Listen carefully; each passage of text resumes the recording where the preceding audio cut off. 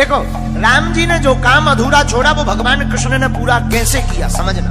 अच्छा भाई, हनुमान जी बोले अब हम हार गए, हमें आज्ञा दो अर्जुन जी।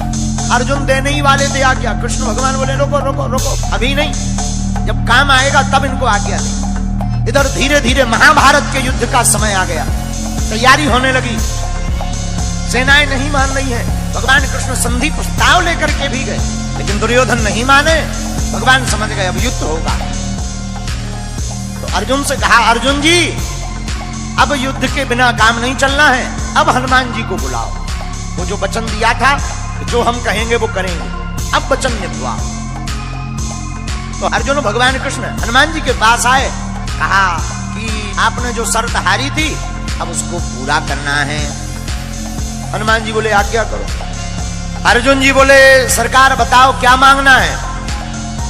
भगवान कृष्ण बोले अर्जुन राम अवतार में हमारा युद्ध इनके बिना पूरा नहीं हुआ था, और कृष्ण अवतार में भी हमारा युद्ध इनके बिना पूर्ण नहीं होगा।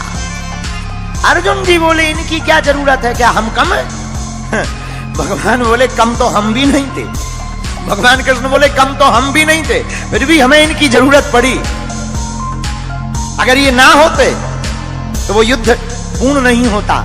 अर्जुन जी बोले मतलब हे अर्जुन, अगर हनुमान जी ना होते समुद्र पार कौन करता? अगर हनुमान जी ना होते, अगर हनुमान जी सहाय नहीं होते तो युद्ध नहीं जीतते।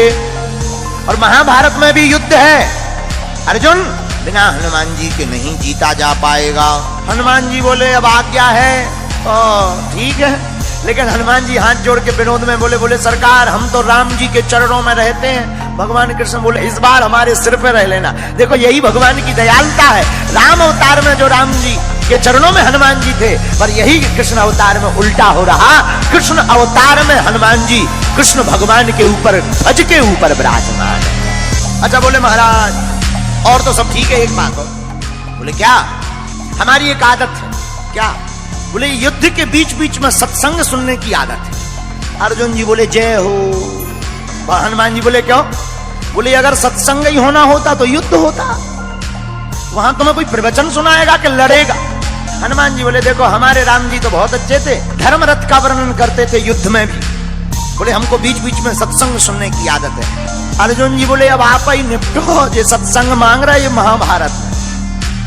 तो भगवान कृष्ण बोले कोई बात नहीं, आप हाँ बोलो, हम आपको सत्संग भी सुनाएंगे। अब हनुमान जी आए महाभारत में, रथ के ऊपर एक ध्वज लगाया, ध्वज के ऊपर हनुमान जी को स्थान दिया, इसलिए उस रथ का नाम ही कपिध्वज पड़ गया। और हनुमान जी विराजमान भय ध्वज पर। भीष्म महाराज जब अर्जुन के सामने लड़ने के लिए आए, भीष्म पितामह ऐसे बलवान योद्धा जिनके सामने अच्छे अच्छे लोग कांपते थे, महाराज भीष्म पितामह युद्ध करने आए और बाण मारे तो अर्जुन का रथ थोड़ा पीछे हो गए, लेकिन जब अर्जुन बाण मारे तो पीछे दूर गिर जाए। अर्जुन जी हंसकर बोले भगवान कृष्ण से नीचे देखो, नीचे अपना इतना जा रहा, उनका के देखो कितना पीछे जा रहा, नीचे देखो नीचे। भगवान बोले ऊपर देखो किसके कारण कम जा रहा, ये देखो। और यही मानो हम लोगों को शिक्षा है कि हम लोग अगर भूपर हैं क्योंकि भगवान हमारे ऊपर है। मानो भगवान कृष्ण कहना चाहते हो कि कोई भी काम बढ़िया हो जाए तो ये मत देखना कि तुम्हारा पुरुषार्थ है, तुम्हारे जो ऊपर है खेल तो उनका होता है। अर्जुन जी मुस्कुराए, हनुमान जी भी मुस्कुराए, और भगवान ने गीता सुनाई तो अर्जुन को है।